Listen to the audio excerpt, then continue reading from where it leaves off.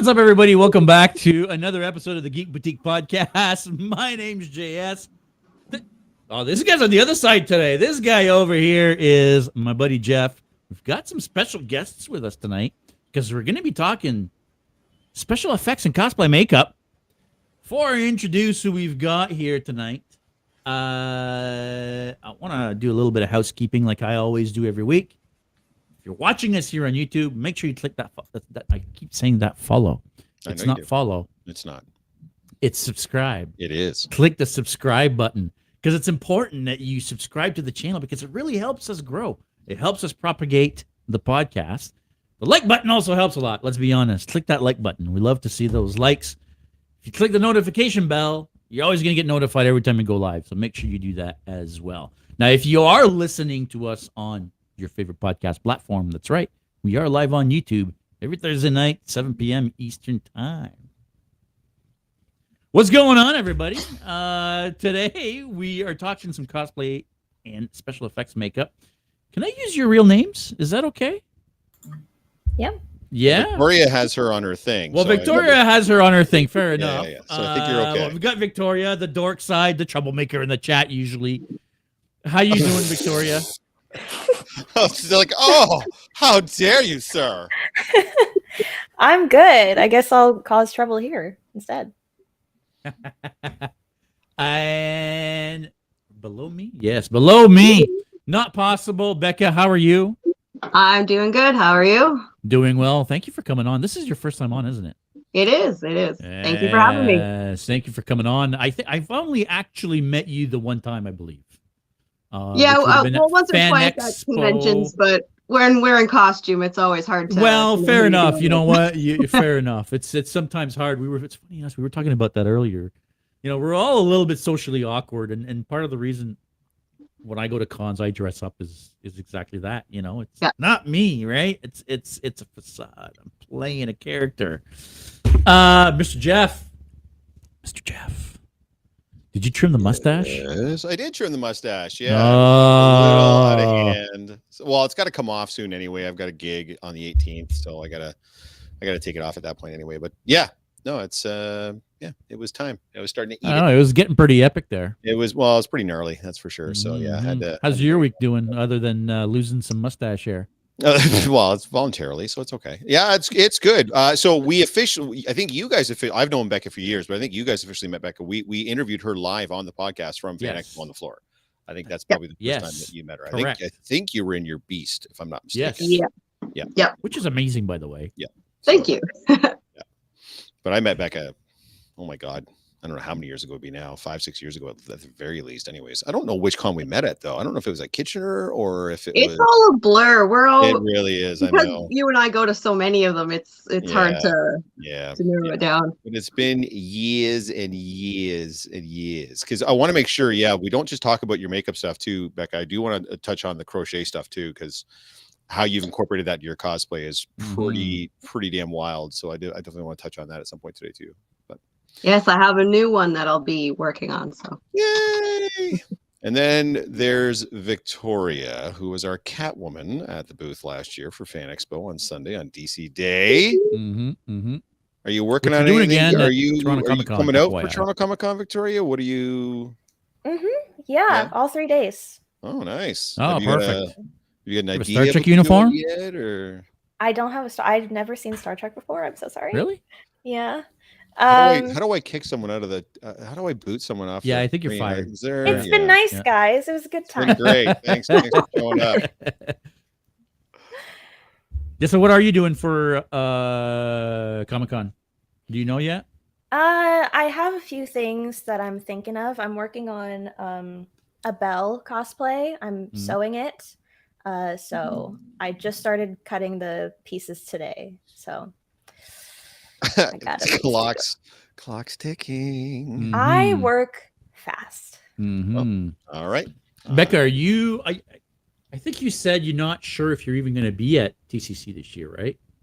Yeah, it's up in the air right now. If we do go, it might be just 1 or 2 days. It probably won't be for the full weekend. Like I usually go, pretty wild on the local cons and go all weekend. But this year we're saving up for, you know, bigger goals like a house and stuff. So we're cutting back on some of the event going, just for budgeting reasons. But that's one of my favorites, along with Niagara and London. So, you know, I might be there.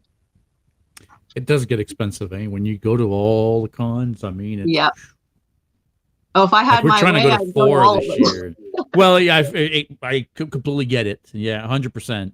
Yeah. We're just trying to get to 4 of them, and even for 4, it's like, Yeah. and we're getting to Niagara. That one's getting expensive. Like that one's.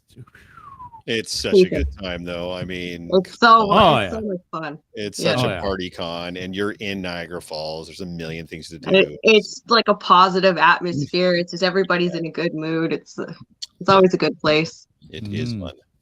The flow is good for that one too, I find too. Like it doesn't get as congested, or at least it doesn't feel as crazy as some of the other ones. Yeah, getting in sucks, but once you're in, it's good for sure. Yeah.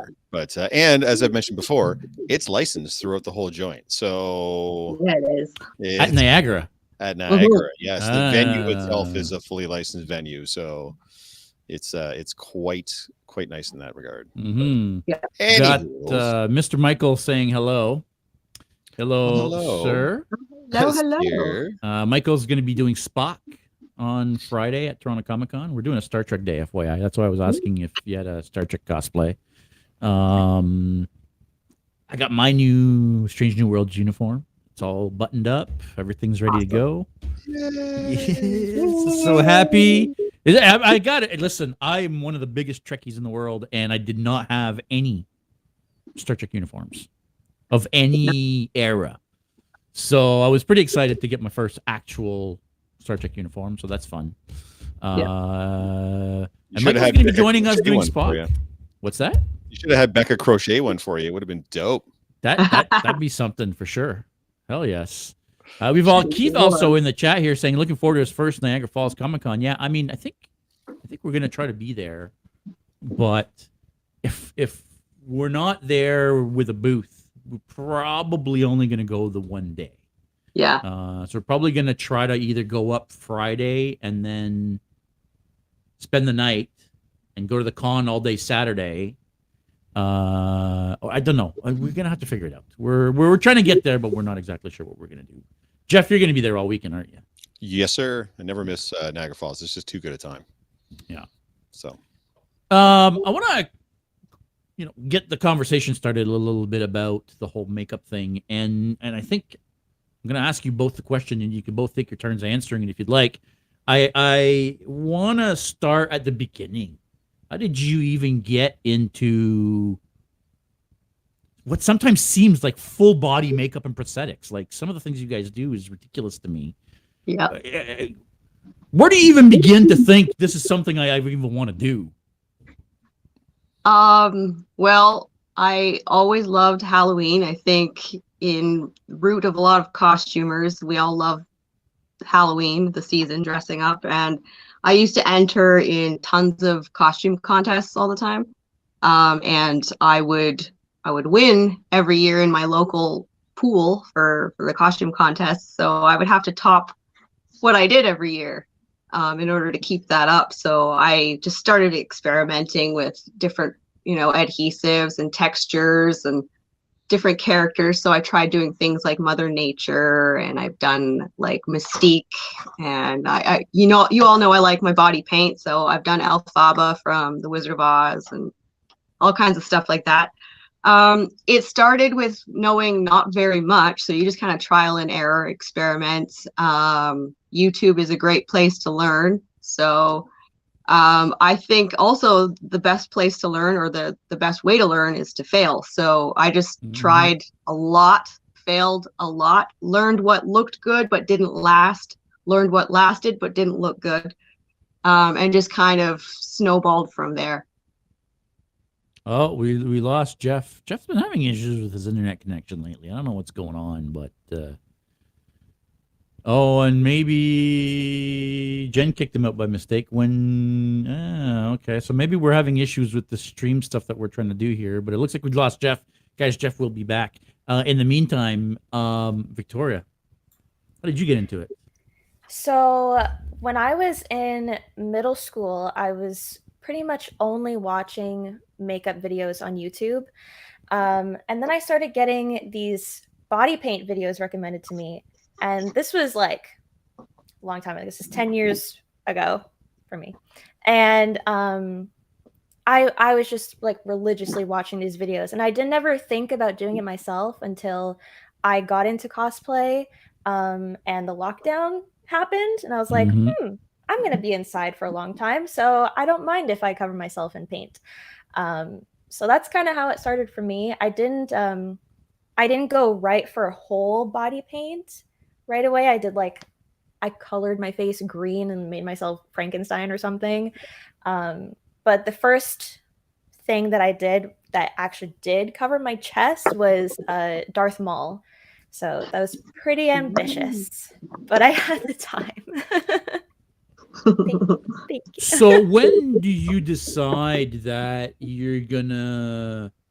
Because I know that you're not always painting your whole body, right? Like I see a lot of people will wear like a bodysuit and paint their hands and neck or whatever, right? Like when do you make that distinction of, yeah, I'm gonna go full out paint my whole body, or I'm gonna wear a bodysuit, or does it really depend on the costume that you're wearing or the For me, character that you're portraying, or? well, for me, I think there's a lot of different factors to determine. If you are just going, for instance, to do something that's just primarily a photo shoot and you're not going to be in the public, you can get away with just painting the front half of yourself without having to commit to the back side and extra product. You also don't have to worry about transferring it on to anybody that you bump into or anything like that. So when you know that you're just going to be at home and you just want to do like a self photo shoot, or you know you're going to book a photo shoot and it's just going to be the front, you can just do that to save time.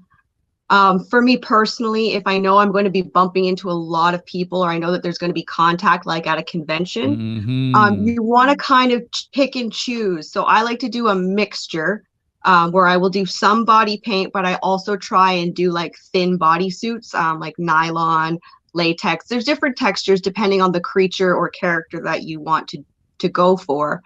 But that certainly helps with, you know, if you're going to hug somebody or somebody's going to come up and touch you, or if you brush against somebody else's costume, you don't have to worry about ruining their stuff because you look a certain way. So really it's just trial and error again, like trying on your costume and then common sense thinking like, where am I going to be with this costume? How long am I going to be in it? And like, is it interactive? Because if it's just you, nobody else, like you can get away with, you know, putting up with a lot of stuff on you that probably wouldn't work in public, but works great Mm-hmm. behind camera.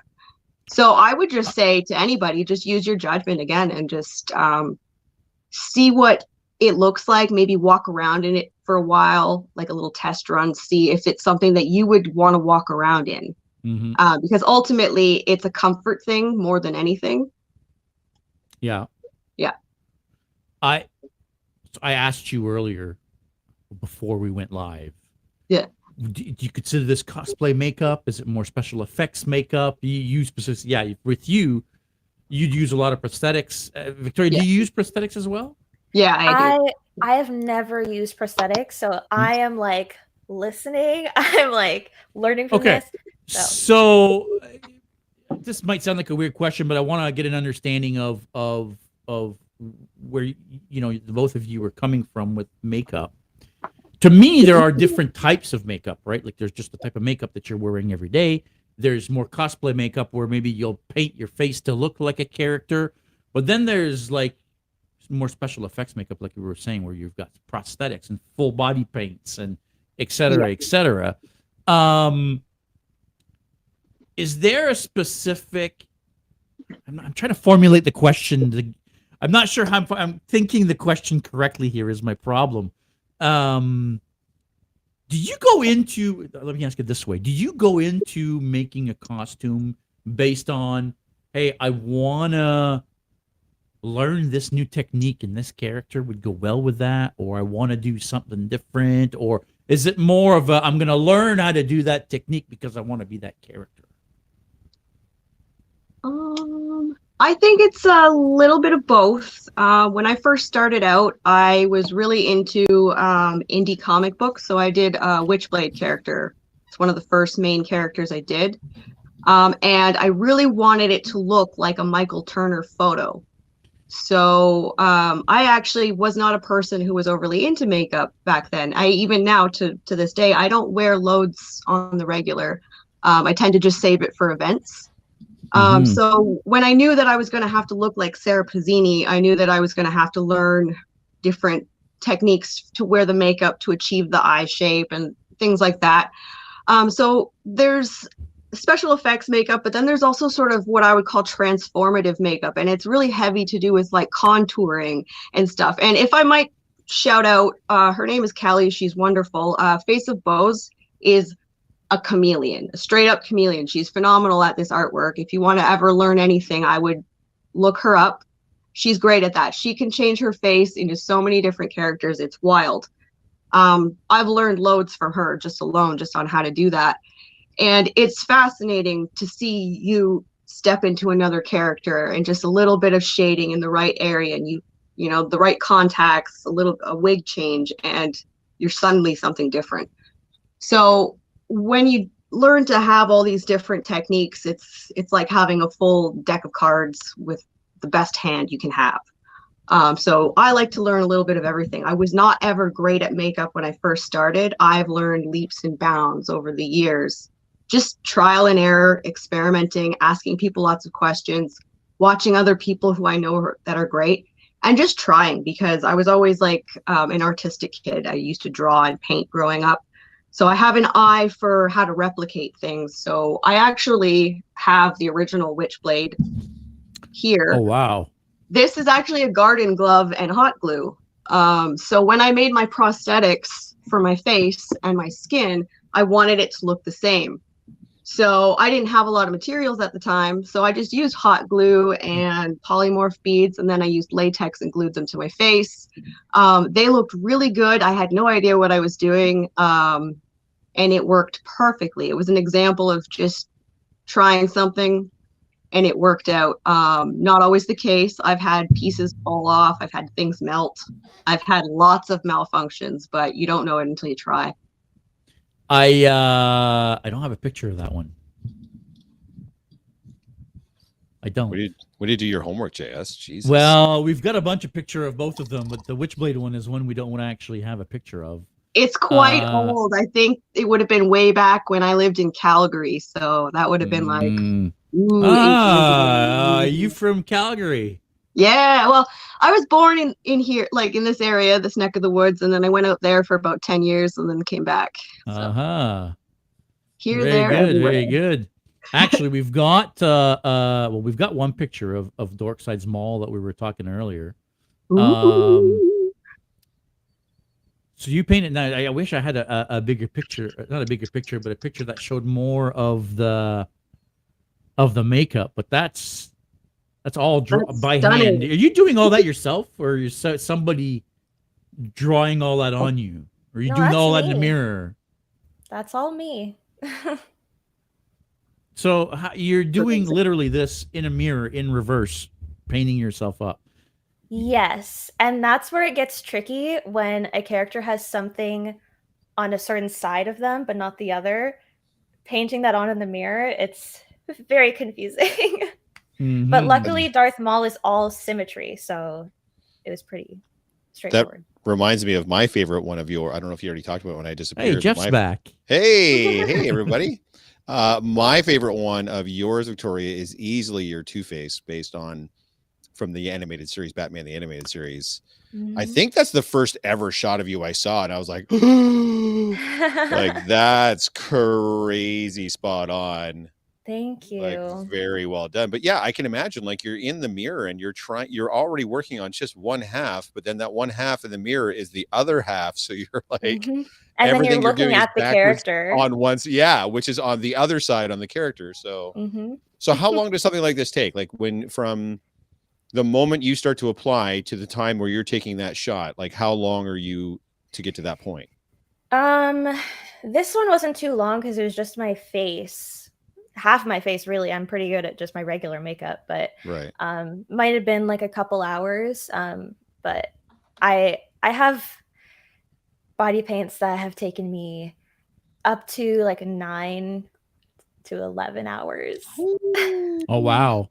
That's some dedication right there, boy. That's Yeah, because I don't I've never done body paint at a convention. I just try to get the illusion for the picture. So right. I'm really like focused on just the details, and then I just take it all off immediately. Like, how ridiculous is that? Thank you. That's I'm working on crazy, a whole cosplay for that. I was just gonna say, I know you haven't worn this to a con, but it would be dope if you did, for sure. This is what you should day. do for DC Day. Well, it. Forget Catwoman. This is what you should do for DC Day. I cannot confirm nor deny if I'm working on Yeah, that's that is the dope. cosplayest answer I've ever heard. Yeah, I like that. There's another one of Victoria that I think. Well, there's a lot of them that are amazing, but there's one that I want to get to. But before that, producer Jen, can we please bring up Not Possible's Beasts? Can we do that? That's when we met you. Well, when I met you at Fan Expo, this is what you were wearing. I saw a lot of the videos of you putting this together and cutting dyeing the fur and cutting it and putting. Listen, that not only was that a lot of work, but that's pretty dope. There's another one also. Yes. Oh, can you not just flip through the pictures? That's weird. Yes, that one. So from Drew's booth. Tell us a little bit about how you did this, because there's so much going on here. I don't even know how to start explaining all of this. First of all, the amount of fur that you have on you, were you like sweating bullets all day at Fan Expo? Yeah, this is borderline furry. Let's be clear on this. This is close, man. Yeah. This is like, I'm not going to shame any furries, by the way. If you're in there, that's your thing. That's totally cool. I'm not here to kink shame anybody. I think at this point, I'm used to suffering for the art. I tend to do this to myself a lot, but we all. The foam armor on my chest does not breathe at all, so that was very sweaty. All of the fur definitely kept me warm, let's just say that. And I think the wig actually was more warm than any part of the costume because it's so long and it's just everywhere. But a fun thing with this costume and with a good portion of my costumes is I like to recycle or repurpose materials, partly because cosplay can be incredibly wasteful and partly because I'm always on a budget. So all the foam is floor mats, those puzzle shaped EVA floor mats that kids would play on. I got them from my friends whose kids are grown up and don't use them anymore, so I cleaned them, aired them out, cut them, and had my way making the armor that you see on there. The fur, I went to Walmart and I bought some faux fur rugs from the kids section, because if you go to the fabric section and you buy fur like that, that's white, it's really, really, really expensive. So if you go and buy a couple faux fur rugs, you can make your own dye or buy your own dye, which is what I did. I made my own dye and color it however color you need. Let it dry, and then you're free to style it how you want. The claws that you see are called like polymorph plastic. It's a thermal plastic. They come in beads, like a package. You can get it on Amazon. Super cheap. Basically, you stick it in hot water, it melts, and it becomes malleable, something like silly putty in texture. Then you can just shape it however you want. So I molded and made fingers that slipped over my finger up to my knuckle. Then I covered them in fur and painted the nails to look like claws. So that was the starting of the hands. And then I just attached them to a nylon piece, which went up my arm. So I actually didn't have to paint my arms. And I didn't have to paint my legs because I use nylons as well.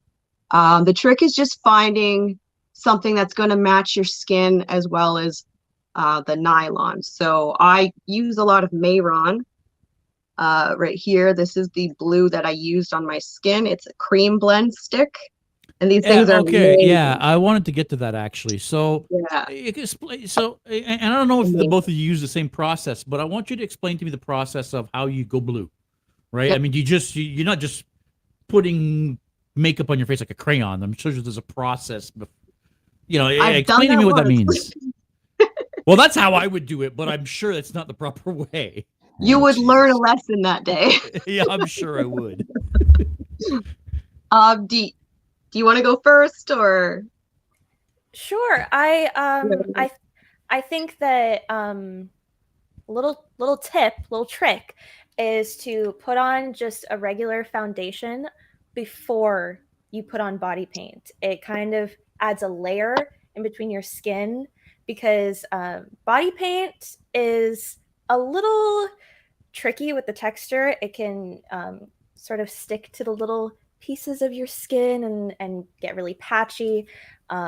So adding that layer of foundation first makes it all go on super smooth.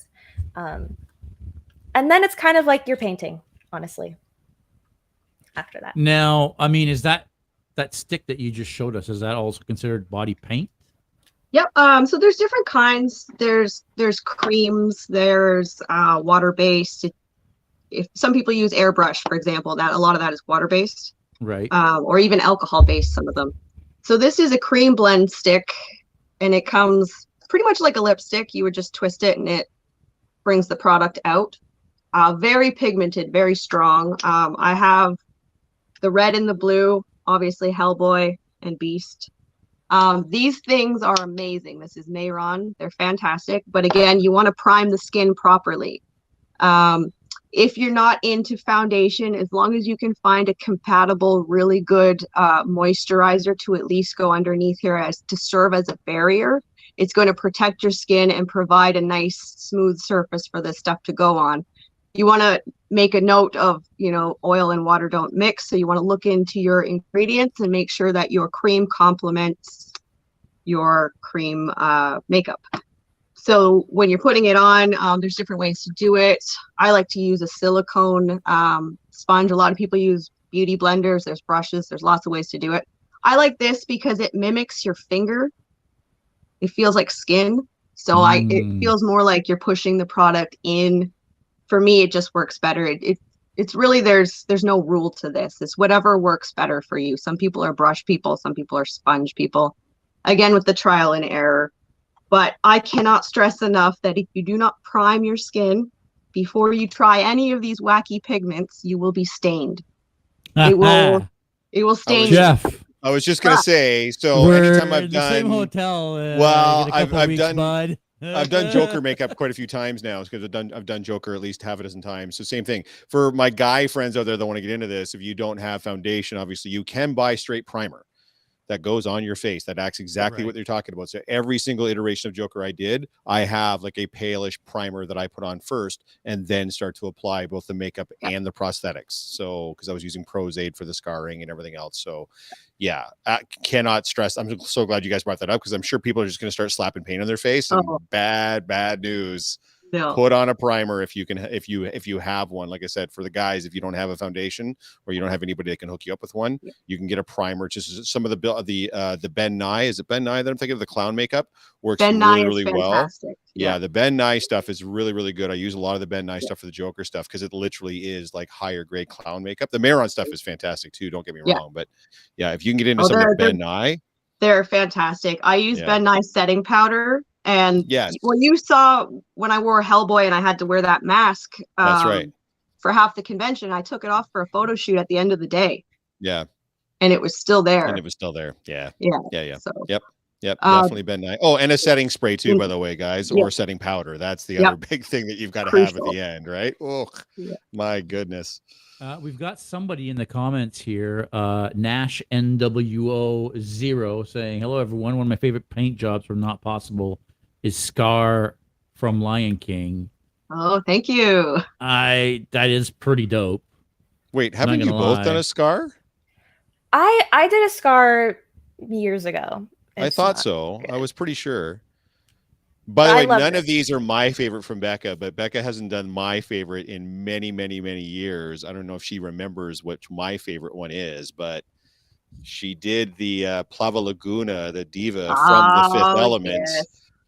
back in. And I keep trying to convince, now that I have a Corbin and our friend Megan's got a Lulu, I keep trying to convince her to redo her Plava Laguna, because holy snapping, it's I fantastic. see Megan says that she was tinted for a week, painting herself green. I could definitely see that. Without primer. Yeah, Yeah. boy, gotta have the primer. The setting, Keith is saying, newbie question, the setting spray powder will keep the makeup from running. Yeah, it will keep the makeup on your To a face to an degree. extent. Yes. So I don't know how well you can see this. This is my neutral setting Ben Nye powder. I use both like a combo of spray and powder. I like the powder because it's drying. So if you find yourself getting sweaty, you can Yeah. powder yourself down throughout the day, and it's not gonna like lighten your makeup or take away from the color. And it absorbs any moisture that you might be accumulating on your face. So if you keep this in your cosplay emergency bag, it's a good thing to hang on to. Any setting powder is a good setting powder, but some are they're not all created equal, that's for sure. Ben I tend to Nye use a neutral spray, set. but I do have some of that Ben Nye neutral powder too. So. I have not used anything but this since I bought this. I've used Mayron and all kinds of other brands, and that stuff lasts the longest. But I do use, like I said, like a combo. So I'll spritz myself and then I powder down. It's like a layered combo. But it really depends on how much you're perspiring. So if you're in a place where it's quite warm and you're going to be sweating a lot, it really does not matter how well you're sealed. A lot of the time you're going to shed some, unless you are airbrushed, because I've been airbrushed when I was Plava Laguna, and that is water and sweat proof. So unless you have a specific soap, it doesn't go anywhere. That's That is interesting. gold So does for that me. mean I that you like to can't get it every sweat time. at all? You can sweat. You just have to like the airbrush is sweat proof, so it doesn't go anywhere if you get airbrush. If you sweat a lot and you're wearing like something like these, over time they will have to be reapplied. But long periods of time, like I've found just in the areas, usually like the cracks of your nose and like just certain areas where you might be a little bit more active, like if you're shaking people's hands, usually in between your fingers are the first places that start to rub off, things like that. What about you, Victoria? Do you use a setting spray or a powder or anything once you've got the makeup on your, because I know you're not doing a lot of it for cons, you're just doing it for shoots. So do you still go to that extreme too to set it off, to finish it up, or no? I do not. Yeah, I wouldn't think And you'd that's have the to answer. if you're just doing it for photos, right? No. Because you're just at home doing it. So, okay. Yeah, I only keep the makeup on for like maybe a couple hours. So JS, do not post that in the chat. Do not post that. Fucking Jordan. I'm telling you, man. Folks, Jordan has joined the chat. He does. He And have it's a to? good one. It's not a good one. It's terrible. It's It's very Jordan. And, It's I'm very debating if Jordan. I should post it or not. Throw it on there. I think I will. I know Jeff gets hot and wet at cons when he sees me. They have to avoid each other when he's in Joker makeup. Good Lord. Thanks for joining the podcast. Remember when Jordan used to join the podcast like 5 minutes before we were done? I missed that. I do remember that. I do remember that. But I think it's funny. I like having him early. I'm sure you do, because he usually takes the piss out of me for the whole podcast. Yeah, and people are laughing, crying, face purple, crying in the chat. Great. So Thanks, guys. Wonderful. Guys, I've been meaning to ask the both of you, because you've both done such diverse levels of character, like from Maul to Scar to Plava Laguna to all the different Two-Face, all the different. Does the makeup look that you're going to attempt, is that what's inspiring you to do it, or is there a deeper connection with the character itself that's like, I'm really relating to that, so that's why I want to do that, or is it sort of a combination of them both? Because when I choose a cosplay, there's usually like the two elements, right? Like I connect with that character and I kind of have a resemblance. So I try to stay in my lane, but I can't do something I don't know anything about or I don't have any connection to. So how does it work for you guys when it comes strictly to the makeup portion of it? I think I think the character is most important part to me because I know that I will be spending a lot of time becoming the character and possibly you know, making some videos as the character or taking pictures. So I want to be something that um, is exciting. I'm excited for the end result. Yeah. No, that's fair. That's that. So do you, when you're getting that, when you see that character, you're like, oh, I really want to do that. Is there that moment where you're like, oh shit, can I do that? Like, I think it's just about how. yeah. Like, how am I going to do it? Because it's different every single time. I don't really have a set way to do things. I just like to figure it out. No, that's fair. What about you, Becca? How does it work for you? Is the initial like, that's cool makeup, I want to try that, or is like that character's wicked, I want to be that? It's more aligned with the characters. I usually have to get excited about the character or have some sort of like nostalgic attachment to it. For example, I'm working on Marvin the Martian right now. Not exactly You're making me very angry. It's a very animated character. But I've always wanted to be characters like that. And as a child, I didn't have the capacity to have a costume like that. And now that I do, I feel like I can sort of run wild and do what I want. So I find it very expressive to take something that you grew up with, something that means something to you that you love, and be able to put your own talents and artistic flair and spin into it. And certainly try your best at replicating the character. Obviously, you want to be recognizable and understand, you want the public to know what character you are. But also, you kind of want to break the mold a little bit, at least I do, and be a little bit different. You don't necessarily want to swim, with the rest. I want to stand out. So with for example, my Marvin, which is off camera, I'm going to be making him more real than cartoony. So his armor is going to be a little bit more, if it was a real Martian, like if you made a live action movie about Marvin the Martian, I'm going to have more of like a live helmet, like real metallic feel to it. I'm going to add spoil some beans. Yeah, you can spill some Can we beans. spoil some beans? Yeah. Can you show us some of what you're doing? All right, let's see if I can pan this over here. Hey, there we go. So I have the starter of his helmet there and his skirt. Beneath there, I have sneakers that I'm going to modify. I have red tights all ready to go, and I have over at my desk pieces of sort of like an insulation foam that I'm going to use for the broom. So essentially, these are quite crude right now. They're not shaped, but it's going to be a lightweight little broom topper that's going to go on top of the hat there. I have a little bit of PVC that's going to prop it up. But what I've been doing is I've been buying silicone molds that you would use for chocolate or whatever. And I go to the dollar store nearby and I buy this foam clay. Yeah. It's amazing stuff. And you jam it in these. You stick it in the freezer for like an hour. And then it pops out and it makes these beautiful filigree details. So I'm going to fix these all over the helmet. So he's going to look more like a Greek helmet or something like that, or maybe Roman style. I haven't really committed to a design for the helmet yet, but I've been making all kinds of pieces and sort of placing them around the helmet and seeing what kind of style I like for it to look like. And I've got a black wig, and it's gonna be fun. I think it's gonna translate pretty well. Nice. You already have So I've got the Acme blaster. Nice. Yeah, I printed it on my 3D printer. I just have to prime it and paint it. So a little bit of everything: 3D print, foam, scrap materials. But where's the kaboom? I was promised a kaboom. It's supposed to be an earth-shattering kaboom.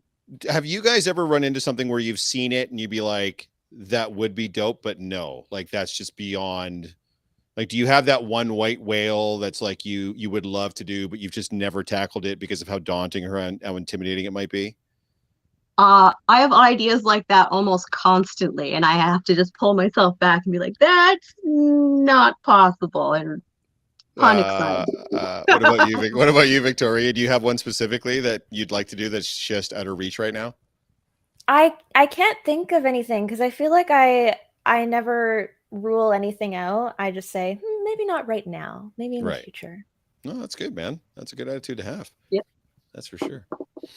I want to get into talking about prosthetics a little bit because I know, Becca, you've used quite a bit of prosthetics. But before we go down that rabbit hole, we did a poll on Instagram. I don't know if you want to call it a poll. It's one of those ask me anything type things on Instagram. We wanted people to ask you guys questions, so we got a bunch of questions. So I don't know if producer Jen can bring those up. I think she is doing that now. There we go. What's your go-to for makeup brand products or any specific techniques or routines that you do? You guys have already talked about the Bill Nye, the science guy. And the Maron. It's Maron. Ben Nye, but I mean, we can go with Bill Nye. You know, that's fine. Maron was the other brand you mentioned. Yep. Those are usually my go-tos. I stick with those because they are professional brands and they've never let me down since I've used them. So Yeah, I only use Mayron specifically now because I'm vegan, so I know that Mayron is vegan. I don't know if other brands are vegan, so yeah. Any specific routines or techniques that I guess would apply other than, okay, so you talked about the foundation. You talked about it wasn't a set cream, it was a set, what did you call it? Well, like the setting powders. It's the setting powders. Thank you very much. Primers and such. Primers and setting powders. Yeah, just the 3 stages, right? Prime, makeup, setting. Yep, Right, and with prosthetics, I think Jeff mentioned the product earlier. The best thing you could possibly use is called Prozaid. Hell yeah. It is an adhesive medical grade that you could use for if you had an actual appendage that you have to attach to your skin. It's sweat proof, waterproof, and it comes with a solvent material that actually helps dissolve the adhesive and safely remove it from the skin. It can also hold, I think, up to 10 pounds of weight capacity if evenly distributed properly across the skin. So it's no joke. It's really great stuff. A lot of people will use spirit gum. And all I can say about spirit gum is if you are sensitive to smell, it's probably not for you. It's quite fumey no matter what brand you go with. But if you have to, I do have spirit gum as well. Mayron, again, is the one that I go with. Mayron is just a fabulous company. The ingredients that go into their products are top notch and they never let you down. They also come with a solvent as well. So it's just like you would think it. You would apply a thin layer to the product, maybe even a thin layer to the skin, let it tack up. Then you would stick them on. You hold them for like 30 seconds, and then that's how Hellboy gets his horns. Very, very simple procedure as long as you make sure that you have your solvent with your adhesives. But I would say Prozaid all the way. It's affordable. It's easy to come by. You can buy it online, and it's safe for your skin long term. And it is used across the globe medically. So it's a great product to have. And the nice thing is it's not just an adhesive. Like the scarring on my face for the Joker, that it's just Prozaid with some makeup with it. So it's not, it's sticking to my skin, but it becomes the scarring itself. Another thing I want to point out too, rigid collodion. So anybody that wants to have scarring, especially if you want scarring on your face, rigid collodion is a product there. When you apply it to your skin, it dries and it puckers your skin, making it look like a scar. So when I'm doing my cable makeup, I draw the scars on first with like a brown makeup pencil, and then I go over those with at least 2 or 3 layers of the rigid collodion, and it puckers the skin to give me that scarred look on my. I've had people actually ask me like, "Is your face actually scarred like that?" I'm like, "No, I didn't scar my own face to be cable for cosplay. I'm not that into it. Let's settle down. You're not that committed." No, but rigid collodion, you can pick it up for like $10. It's super cheap. Use it in a ventilated area because it's very whiffy, but I mean, yeah, it is pretty effective. If you find that you can't get your hands on something like that and you're super sensitive to the smell of that, you can actually go like old school and you can take thin layers of tissue, like tissue paper or even toilet paper, rip them in half, really thin ply. And you can take a little bit of latex and then put a little bit of the paper and then just give it a little bit of a tear. And then you can powder that down with your makeup or put foundation on. And then inside the grooves, you can put, you know, your colors to act as a bruise or a cut. You can add fake blood, all that stuff. So when I did Zombie Negan, that's exactly what I did. The bites, everything else that I had on my face, that was all toilet paper and latex, all of it, and then just a regular little makeup kit to give it. They used to do it in the movies all the time. Like it's super cheap, super easy, very fast, and it looks dope. Yeah. Yep. Jamie says JS could lose Predator mask on. Okay. Settle down, Jamie.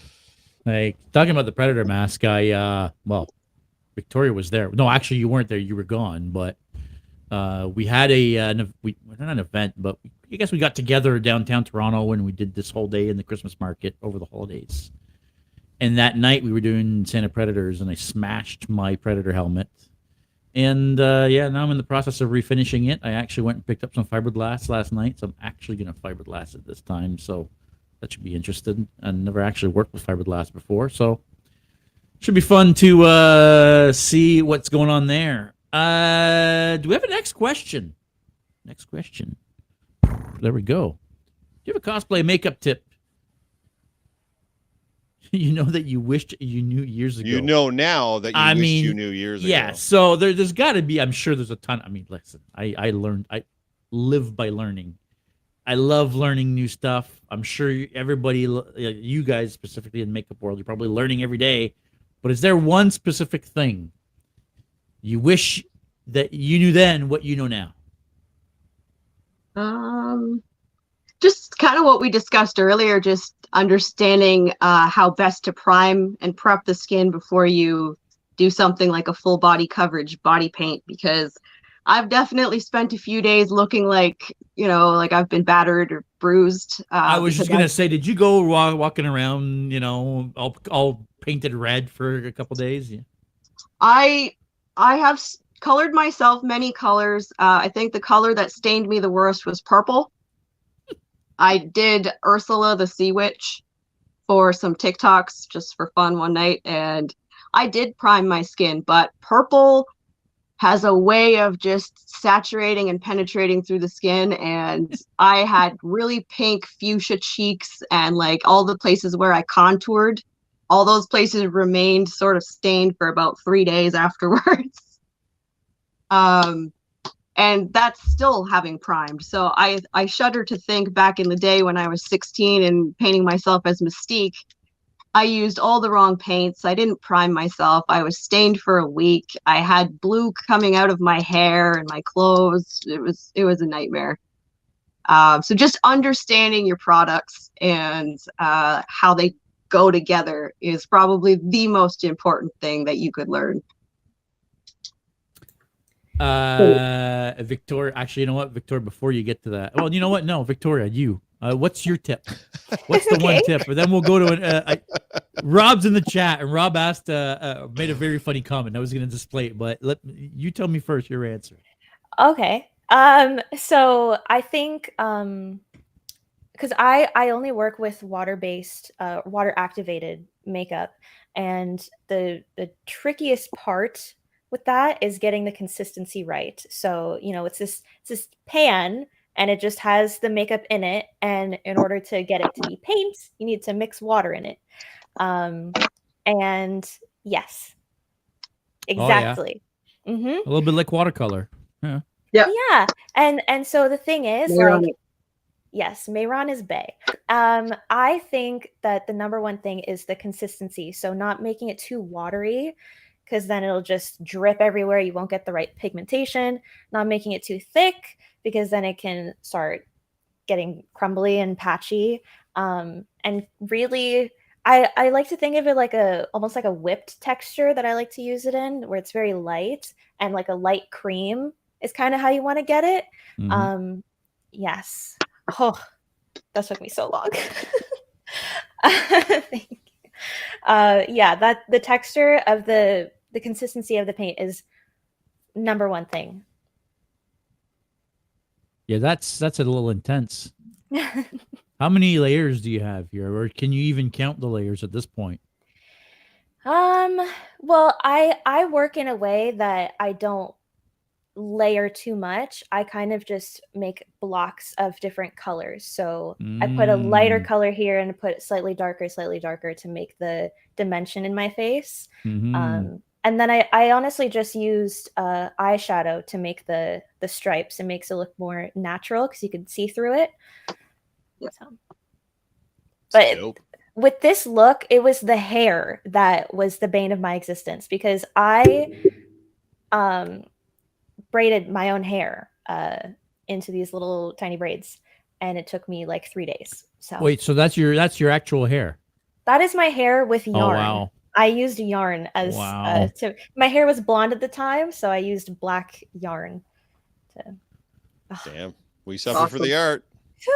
Yeah, apparently Rob wants to suffer for the art as well. He says, I'm learning so much right now. I'm probably going to start gluing things in my body based on what I'm learning tonight. Rob, I maybe would not. Maybe he's not not talking about for idea. cosplay. He's just talking for, his Oh, own well, that's even worse. Yeah, Just for Even worse. Don't I was thinking, don't, like, what is he gluing onto himself? Yeah, Do you we don't really wanna want know. the answer to that question? We don't want to know. Jordan's asking, what's the process for getting the makeup off? He says it spends an hour getting it off whenever he's doing face makeup. I mean, Becca, you spoke about it a little bit earlier, but yeah, maybe you guys can get into that quickly. Again, it has to do with just the beginning process has everything to do with it. So if you're properly primed and you're using a good product, just a normal cleanser or makeup remover should melt away the product and come off relatively easy. If you're having a hard time, it's probably because you haven't primed properly, or maybe your product might not be the nicest, to say it the best way, I guess. You just want to trial and error and experiment with, again, making sure your primer gets along with your makeup. If that is cohesive and that all gets along, the removing process shouldn't be too hard, because it shouldn't have penetrated into your skin. It should actually be sitting on your skin. So when you take something like a standard cleanser, like I use CeraVe, you just warm it up, put it all over your skin, maybe let it sit for a couple seconds and just sort of let it melt the product, and then wipe it away with warm water. I hop into the shower, I take my cleanser once or twice maybe, and it's done, and I'm completely no longer blue or red or anything like that. So it's just paying attention to the whole process, because every step matters. If you want to get that off of you at the end of the night fast and completely, you got to make sure your beginning process is in check. Otherwise, it's going to be setting yourself up for failure later.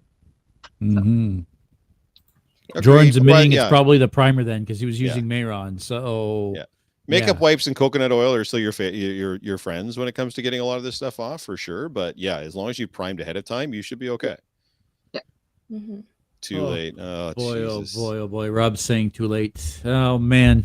Kick Rob, him I out. ain't coming Kick over him to right bail you now. out, bud. Yeah, No. you're on your own on this one. Lessons You were are on your learned. own. Lessons were learned. This is do Rob. we- There's no lessons learned. Yeah. Do we have any other questions from IG? By the way, guys, Mr. Wayne Cuff, shout out to Wayne. I haven't seen him tonight, actually. He's No, I usually haven't seen on him it with like 14 different accounts. Yep. Like out of like our 14 watches, he's like 11 of them. Yeah. Two. So I don't know where he is tonight, but he did send a bunch of questions. So shout out to Wayne.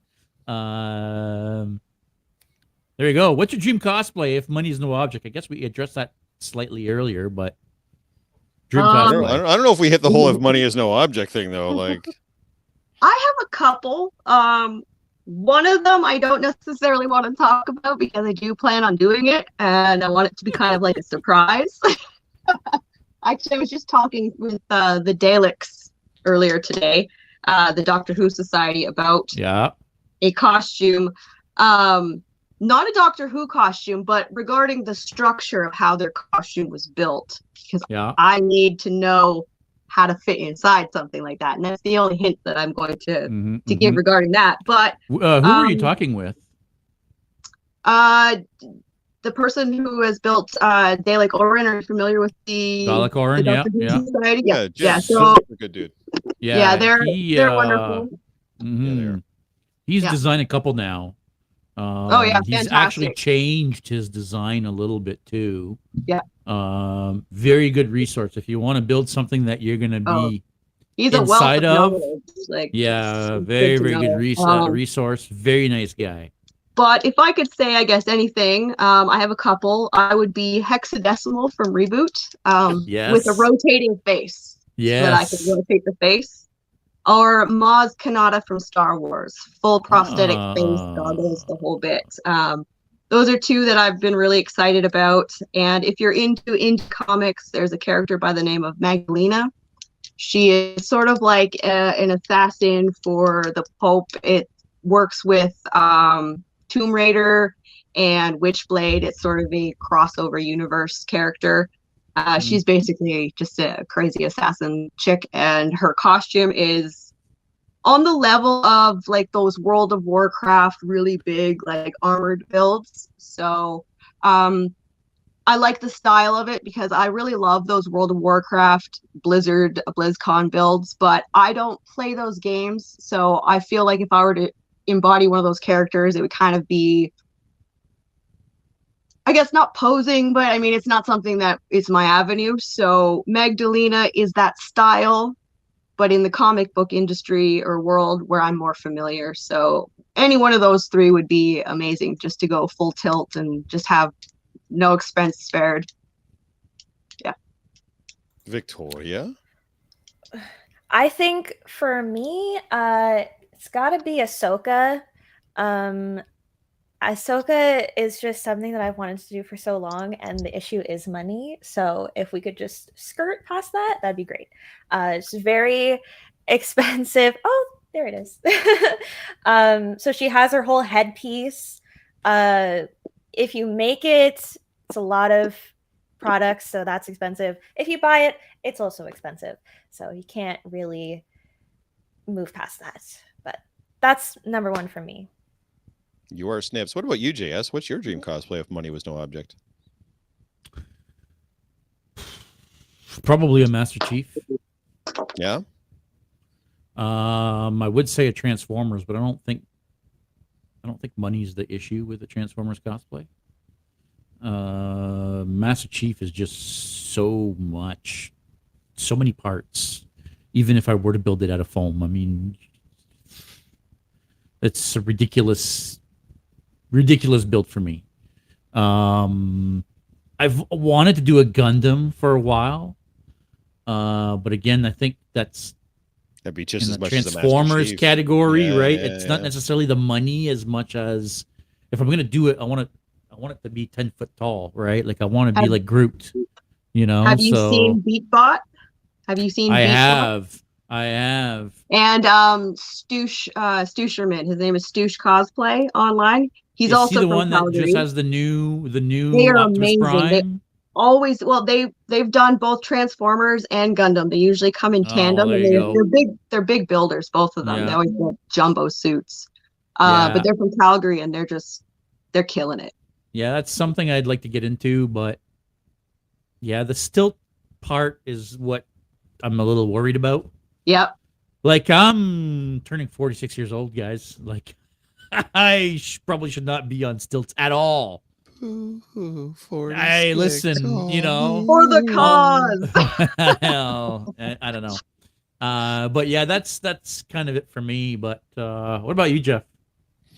If money was no object, and I didn't even care if anybody got it, Russell Crowe's armored Jor-El from the Man of Steel movie is easily top of the list. I got compared to Russell Crowe a lot in his prime. People were like, "You look a lot like him." So, but it's so complex. There's so many pieces.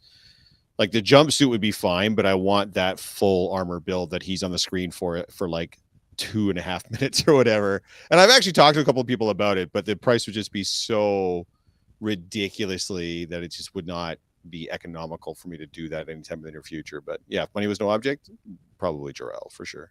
And like 3 people would get it, and I'd be like, "Cool, man, I'm glad you got it." But I would still feel dope as shit. No, I think you'd be surprised how many people would get that. Yep. I mean, especially if I had like a Kal-El with me, especially if I had like an actual Superman, but a Man of Steel style Superman with me, I think that would help out for sure. But yeah.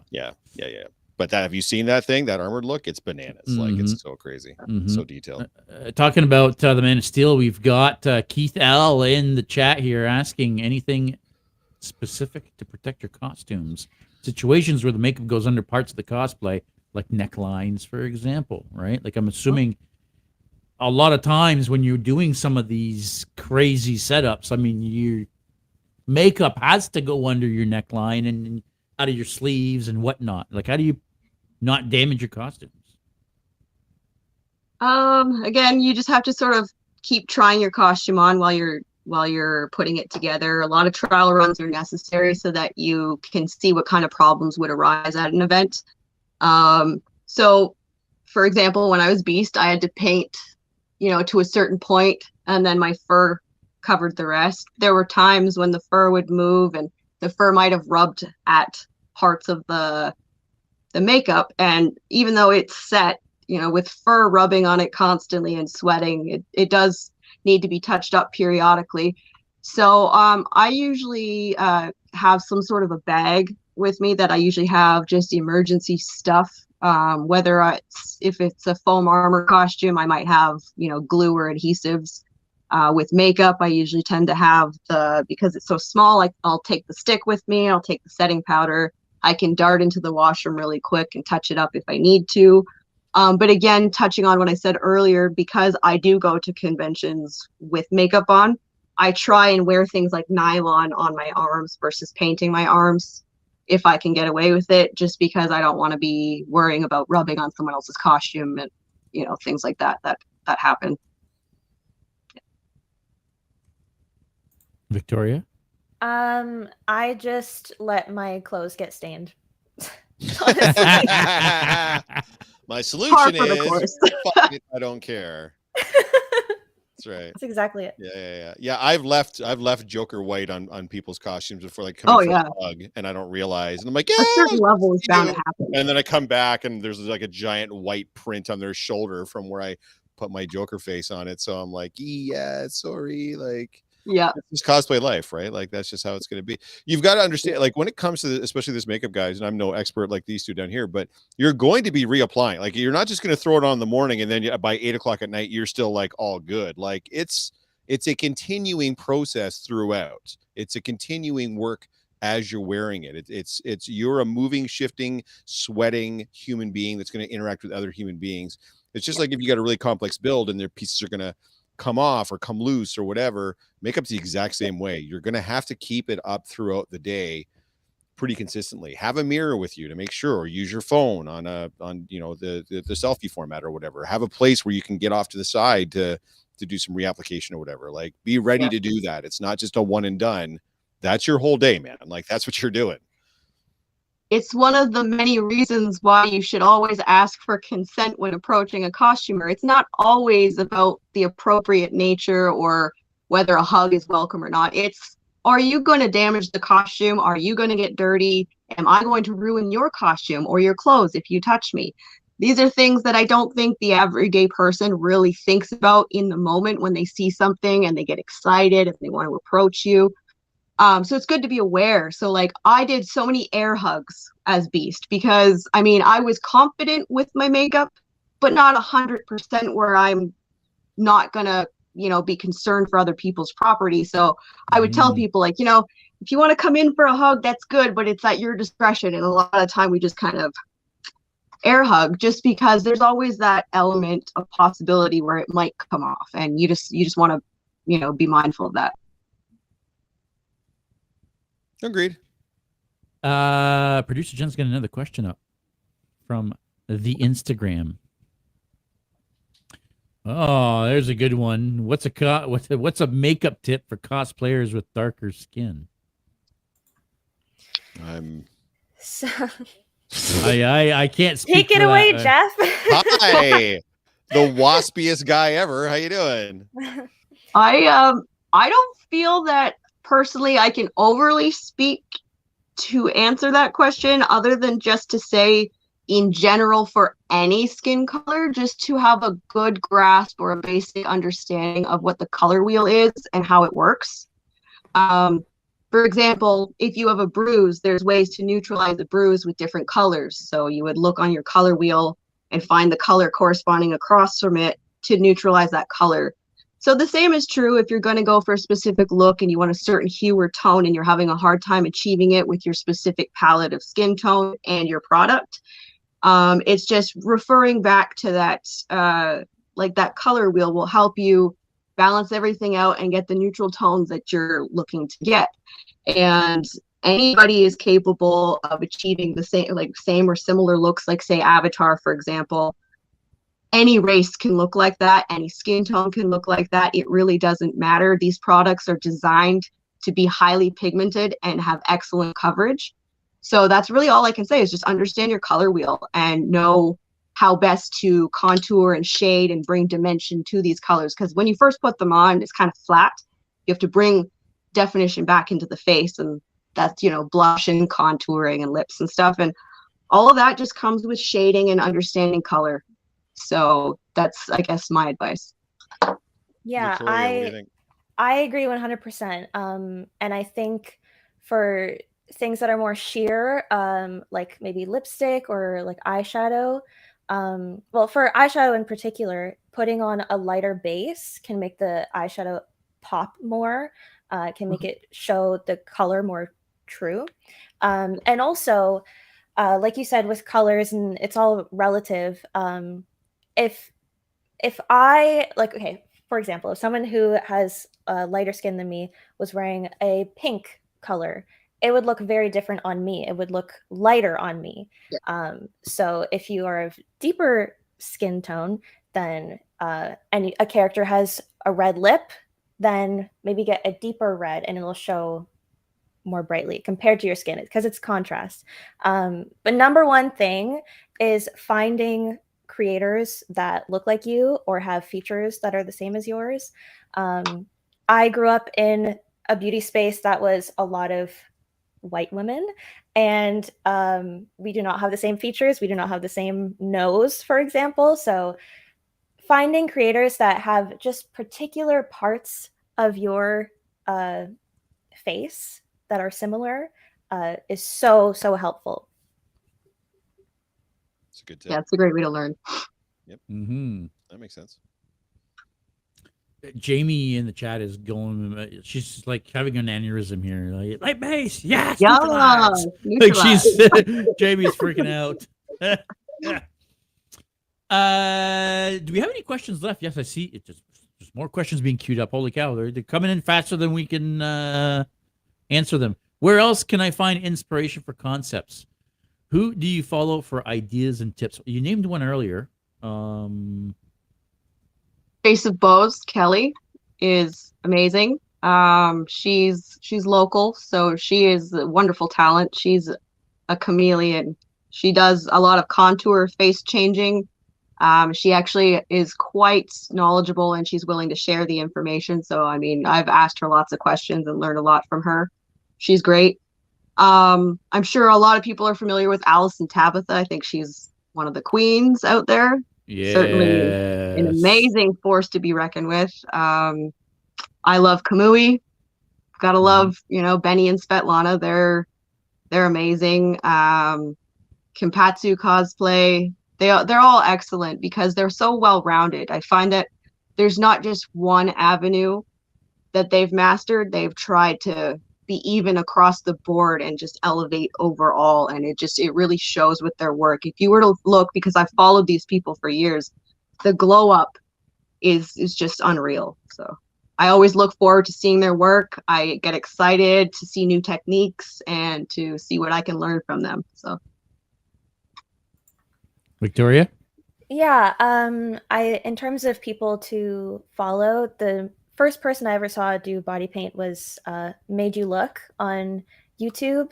She does incredible, just complete transformations, and also Cat Sketch, because she does have features like mine. She has a wider nose and she has bigger lips, and you know, a lot of what I was seeing early on was people who have, you know, flatter features on their face, which it's easier to transform that.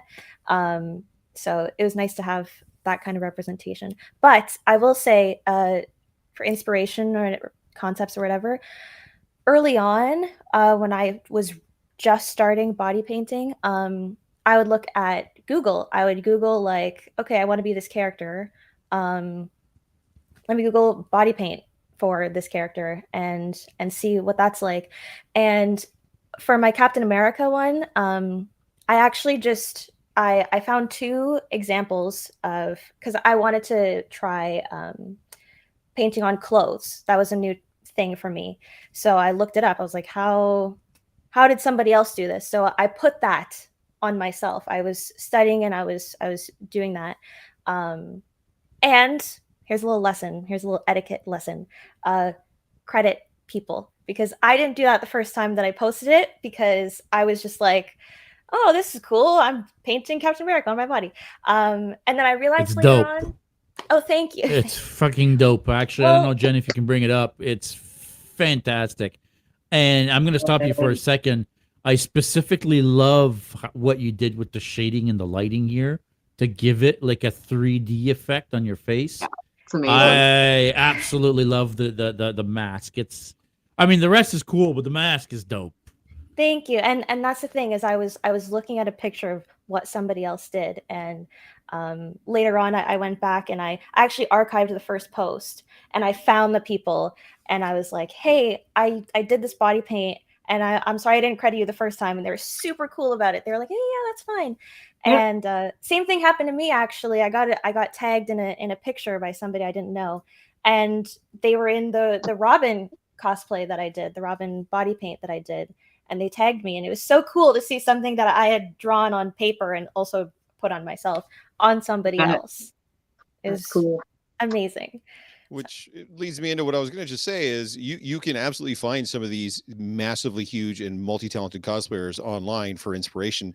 You can also talk to your local cosplay folks. You're at a con, like a lot of people really want to talk about their costume and their con, sometimes a lot more so than trying to have like a social or personal interaction. If you come up to Becca or you come up to Victoria, you'd be like, this is amazing. Like, what did you do? Or how did you do this? In a lot of cases, they're going to be more than happy to go over it with you. In fact, you're probably going to have to get to a point where you're like, okay, that's all the information I needed right now. It's been 25 minutes. So yeah, don't be afraid to go up to your local cosplayer for that level of inspiration. Cause yeah, you'll see something like this.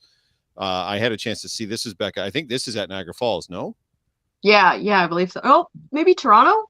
Is that Toronto? I know you had it on at Niagara Falls when you were meeting Ron. Yeah, Perlman. I feel like this is at Toronto ComicCon. Yeah, this is the one where I had wore my mask all day and I had taken it off for this shoot. Oh, I got you. Okay.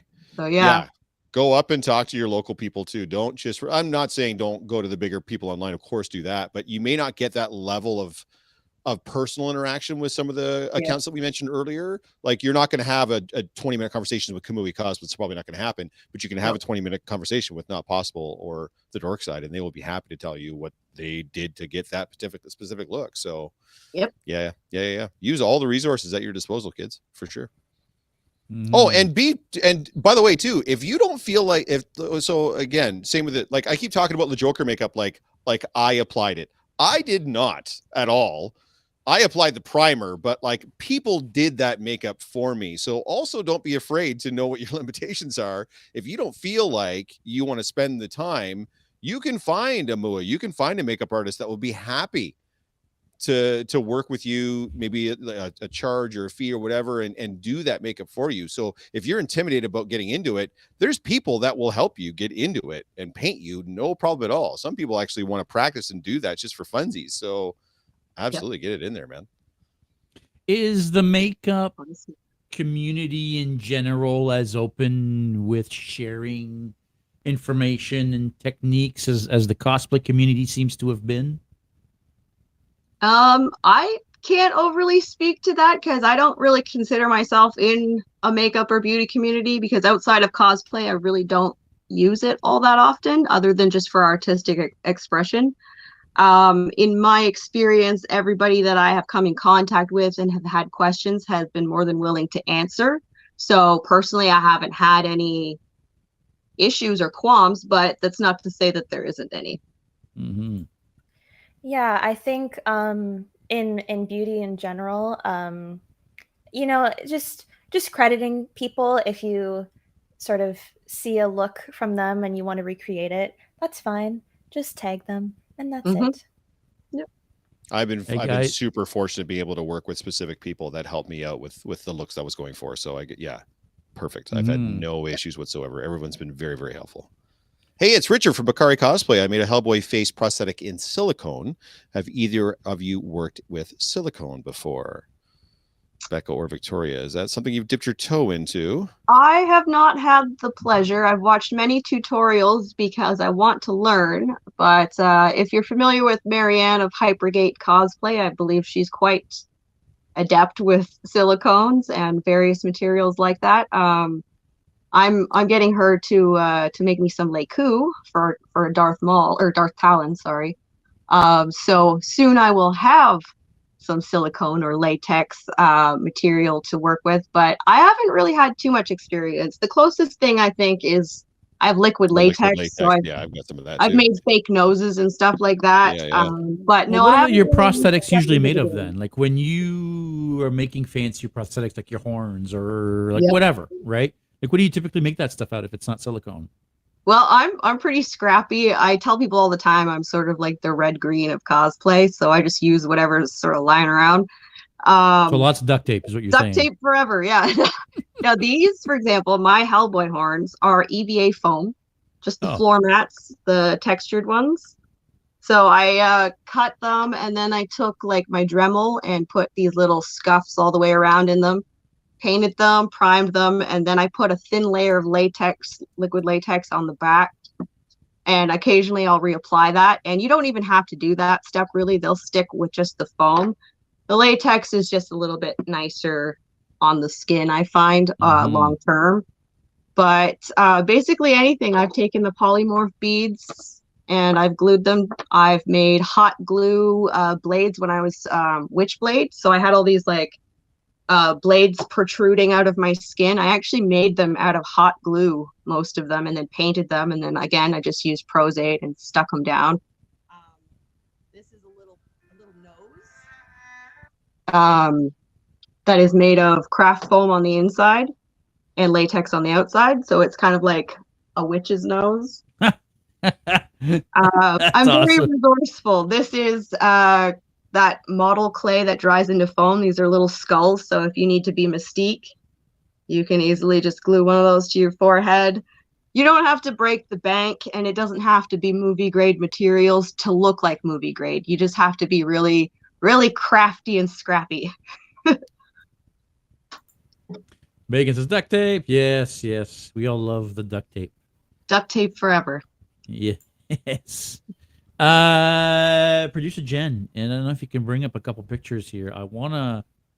There's so many pictures I have in here that I want to talk about. I want to talk about Victoria's Nightmare Sally. I want to talk about your Becca's pinhead.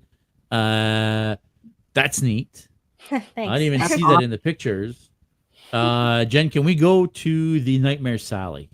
Because that's another one where it's a full yarn wig. Yes. That you I made that. fully yourself.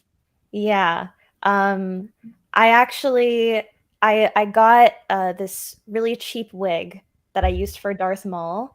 I was only like $10 at Shoppers, and I was done with it. So I cut off all of the hair, and then I put in yarn one by one to make this super long thing. As you do. As you do. Jen, can you also bring up the pinhead, either of the pictures? That's my favorite. And this is a recent one too, isn't it? Like you just recently did this one. I hurried to do it as soon as the movie was coming out. I just really, really struggled to get the look out really quick before the movie dropped. So you did this before the movie. So you didn't even know what she looked like in the movie yet when you did this. I had seen Sideshow Collectibles release a figurine of what one of the Hell Priestesses might look like. So I used that kind of as reference. And then I just honestly just went with the old school pinhead character and just kind of made it more feminized. What are the pins? Q-tips. So I took Q-tips and I cut them down to little even sizes. Then I put them inside a Ziploc bag. I squirted some paint in there and I shook it like shake and bake until they were all coated. And then when they were starting to dry, I put cinnamon in the bag as well and shook it up. And then it gave them this textured, corroded, rusted metal spike look that you see in the picture. And then I used, I had spirit gum at the time because I had run out of my Prozaid. So I used spirit gum and I just stuck them down one by one. And the process is fairly simple. I just took a pencil and I drew a grid on my face and then I started gluing one by one by one. You put the makeup on first and then you glued. Yeah. Yeah. A lot of the time, if you're going to do a prosthetic, you want to have no makeup on the area. So what I ended up having to do was keep a Q-tip on hand and I did all of my makeup. I put the bald cap on. I put all the cuts and incisions on, and then I took a Q-tip with makeup remover and I just twisted and removed the makeup on dots on a grid line on my face. And then once those spots were dried down, I was able to adhere the product, like the spirit gum, to it and then stick each spike. So it was a lengthy procedure. I sat there for a long time. I had to stop for lunch, and I looked very silly when I was probably sighted in the window of my house, but that's par for the course. I think people are used to seeing me weird by now. So Yeah, fair. Very, very fair. Oh, talking about weird. This one's awesome. This is so good. So good. Uncle Fester. I am a sucker for Tim Burton. I love Tim Burton, and I love Uncle Fester. Did you just do this recently, or was this a while ago? I did this during lockdown. I was bored, and I actually the outfit that I'm wearing is on backwards. I was the Lord Commander, which is a cartoon character from a sci-fi cartoon that is near and dear to my heart, and I just ended up putting it on backwards because it resembled his attire that he wears in the show. And I have that same bald cap that I try and reuse for as many looks as possible. I used it for Dr. Manhattan as well. It's been used and abused many times. I think it's time for a new one. But yeah, I just went for it. I find when you're doing like Tim Burton characters or characters that tend to be really dark and gray like this, it's a lot easier than you would think to get an effect like this, because you don't have to be precise. There's no precision there. You can smear all the black under your eyes as messy as you want. You can smear it on your face. He's supposed to be dirty and, you know, dead and playing with explosives, so he's not going to look pretty. So the more you can mess yourself up, the better you start to look. So It's a process, man. Trust the process. Yeah. Some of these are. I'm still looking through the pictures. I mean, you know what? Producer Jen, I don't know if you can. Oh, well, there you go. You both did a Grinch, and I have pictures of both of you. So this is obviously Victoria's Grinch. Oh God. That's awesome. So there's absolutely. That's so appropriate. She's very grinchy and grumpy, and absolutely that could not be more on. Oh yeah, there we go. And there's Becca's Grinch. Yeah, I love it. Bah humbug. That is actually easier than you might think, provided you have enough facial wrinkles to trace. So basically, I just like scrunched my face up as hard as I possibly could, and took a dark crayon, like a green crayon, after I had my green face base on, and just started pressing into my natural creases. And then from there, you just add extra ones and you can kind of manipulate from there. But he's actually not that hard of a character to pull off as long as you take your time. That's why I've done it so many times myself personally. I Grinch a million times because it's so Every easy day. to do. Hey, guys, we've been on for almost an hour and a half. Do we have time for one last question from Instagram before we log off? Do it. Looking at the old man over here. No. All right. What's a life lesson you learned through cosplay? Ooh. Ooh, That's a good geez. question for everybody, I think. Listen to your body. So many cosplayers, I don't know about you guys, but I've seen at least a fair share of handful drop on a convention floor because they're either dehydrated or they're uncomfortable or they haven't eaten or their wig is not sitting on their head right and they're getting a headache. Whatever it is, I know you're trying to struggle through and do it for the cause and you want to look good and you want to be present and you want to experience all the things. But if you feel even for a split second that you haven't had enough water or that you need Tylenol, that you need to eat, you need to go and do those things like right away, because usually by the time you're thinking about it, it's already too late. So I myself have experienced con exhaustion. The first time I wore Noriko out anywhere, I was hell-bent to go the entire day in it, to not get out of it, and then to do the costume contest at the end. I did all of that. I did not eat. And by the end of it, I was pretty much melting and falling over. My hands were shaking. I was not thinking straight. And it happened like this. So listen to your body, because the last thing you want is to ruin your good time with a bad time, if you know what I mean. Great advice. I think just let cosplay be fun. Just whenever you come to a hurdle and you're frustrated, just think, I'm doing this for fun. This is for me. This is a hobby.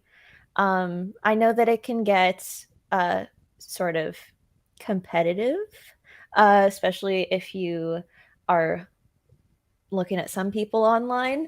But just step back. You're going to a convention. It's for fun. And that's something that I'm still learning, but I'm trying. Jeff. I've been banging the drum since I learned it. I didn't learn it early enough. Cosplay is for everyone. We're talking to some amazing cosplayers tonight that have mad makeup skills and prosthetic skills. But we mentioned it before. Toronto Comic-Con's coming up. The Geeks & Co are going to have a booth, and I don't care what level you think or other people think you're at.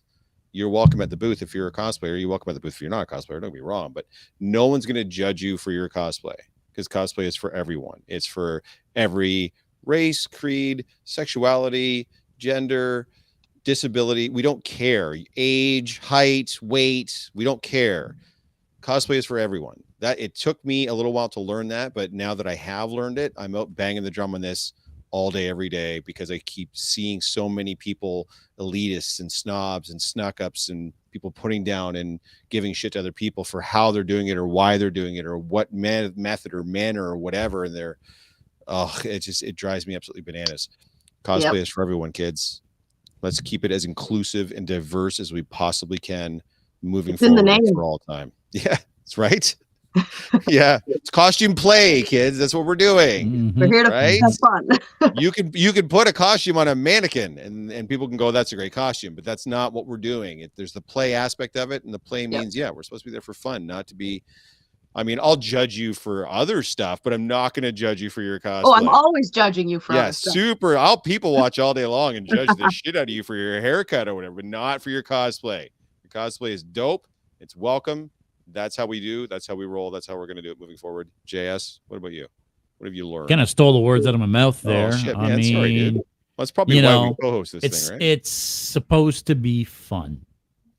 If you're not having fun, then do something else. You're doing it wrong. Don't. Yeah, you're doing it wrong, right? Don't let other people spoil the fun for you.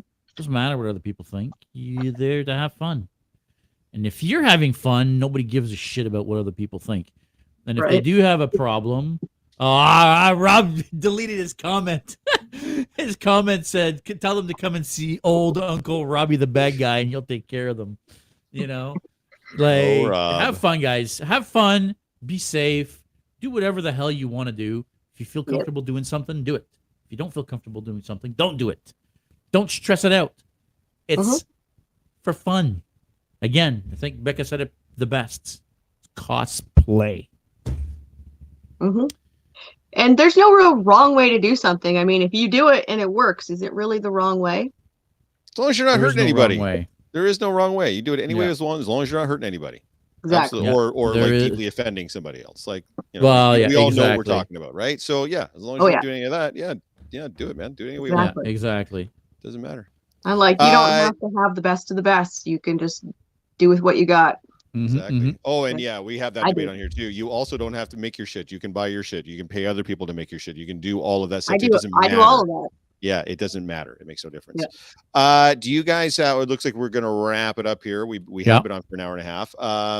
Let's start with Victoria. Do you have anything you have coming up, or do you want to promote anything? Do you want to give people your socials so they can look at the work we've been featuring for tonight? Go ahead and hit us with what you got. Oh boy. Well, my Instagram is right there. That's one of where them. Yep. all of my it's cosplay one. That is cosplay one. That's true. I think right now, I'm working on ComicCon cosplays, because I'll be there all 3 days. No idea what I'm being. Because I don't know if any of Being this at is our gonna work. booth for sure, but other than that, Lucky you. yeah, aren't we though? And Little other miss, than I've that, never watched Star Trek, but that's fine. That's fine. maybe I just won't be there on Friday. I other Just than show that, up in your Han Solo, show up in a Star Wars bullshit just to piss us off the most. I think Yes. I'm actually going to do that. Yeah, you should. Outside of cosplay, I do covers on YouTube. My YouTube is just Victoria Brown with an E, which is the right way to spell it. And that's it. Becca, promote away. Well, I am currently in the works of writing my own crochet patterns. I do have some on my coffee page for sale. The goal is over the next year is to write a full book of costumes or not costumes, of crochet patterns, and to be selling the book. And that's kind of where my main focus has been over the last year, is just generating my pattern business and furthering that. Where can they find that, Becca? Pardon? Where can they find that? Where can they go to see that or purchase from you or what have you? I tell people, because I have 2 Instagram accounts. I have one that's primarily, as you know, cosplay and crafting, and then the other one is strictly just crochet. So if people are interested in getting a commission made or purchasing something already made or getting a pattern, you can skim through the Instagram feed and see the kinds of things I made and the kinds of patterns that are available. And I have a beacons link at the top of all of my social medias that'll take you to a drop down where you can find anything that's purchasable. So I use my coffee platform to sell patterns right now. But like I said, my goal is to have a nice PDF book within the year. But for now, coffee is a great place for that. I also have Patreon for my cosplay art.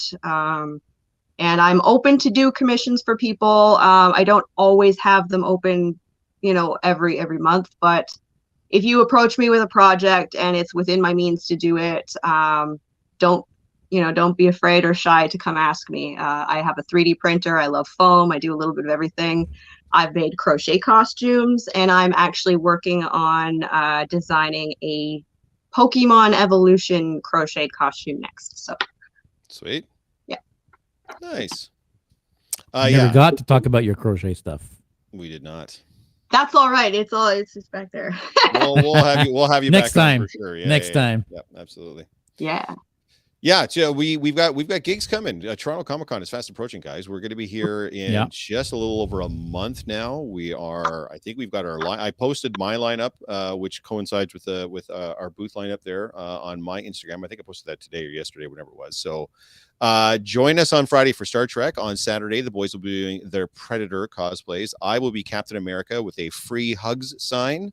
I will not be soliciting hugs, but if you want and or need a hug, come get a hug from Cap on Saturday.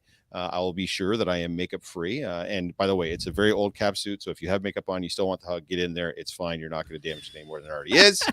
Just to keep up with today's topic. And then Sunday, we are back to doing our DC day. So if you have a DC cosplay, please come on out on Sunday to the booth. We have mentioned before, it is going to be in the North building this year. That's according to Toronto Comic-Con for whatever weird reason. And they have given us an indication as to where we're going to be approximately about, but we're going to hold on to that for now until we get some more information. That can still change. That's what I mean. That's why we're not going to get too deep into it for now. Yeah. We have an idea and inkling, but we're not it's not 100% yet. Hopefully I can make it. That sounds awesome. Yeah, no, it should be lots of fun. And then May the 4th. So if you're going to be in the London area, we are partnering up with London Brewing Co-op and London ComicCon to put on a May the 4th event at London Brewing Co-op.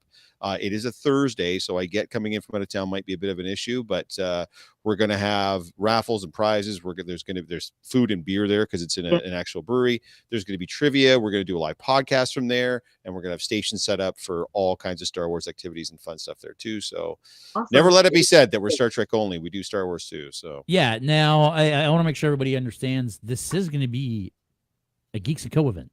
Absolutely, it is. This is a Geeks and Co May the 4th event. Yep. Doesn't matter if you're going to be dressing up or not. Come and check it out. Yep. If you're not in London, consider making that a weekend, because I'm not saying that we're going to be there, but they're going to be there.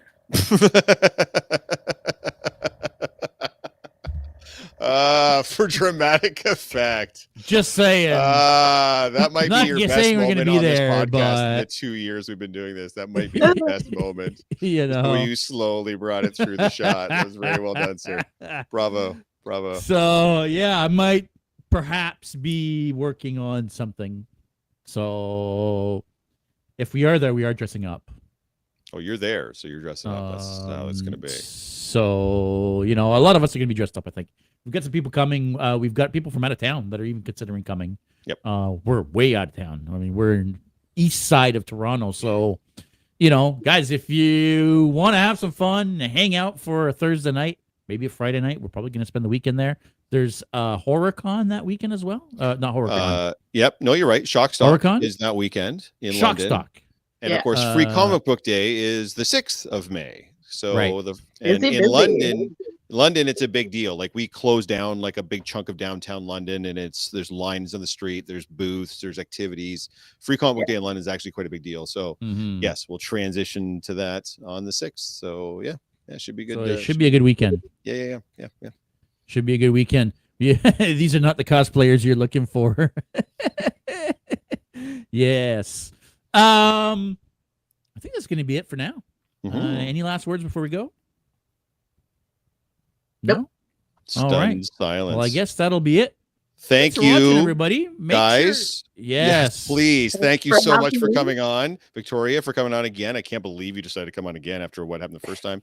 We went back over here on the channel. And then, Becca, thanks so much for coming out and hanging with us for the first time. I'm just kidding. Nothing happened. She was wonderful. I just can't believe she wanted to hang out with dorks again. She probably heard that Becca was coming. She's like, yeah. Melons. Michael, yeah, thanks for coming out, guys. We do super appreciate having both of you on and give us your perspectives on. For sure. I appreciate it. And both of you are welcome back anytime. Anytime you want to come on and talk about something, you are more than welcome. Second. Sounds great. Yee. Yeah. Awesome. I think that's it's going to be it for real now. Okay. Everybody, make sure you click that like and subscribe button below. Really, really, really helps us out. But thanks for watching. Stay geeky. We'll see you next week.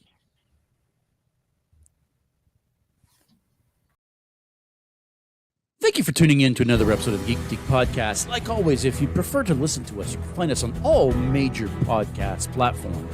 Now, make sure you don't forget to click that like and subscribe button, as well as the notification bell, to make sure you never miss an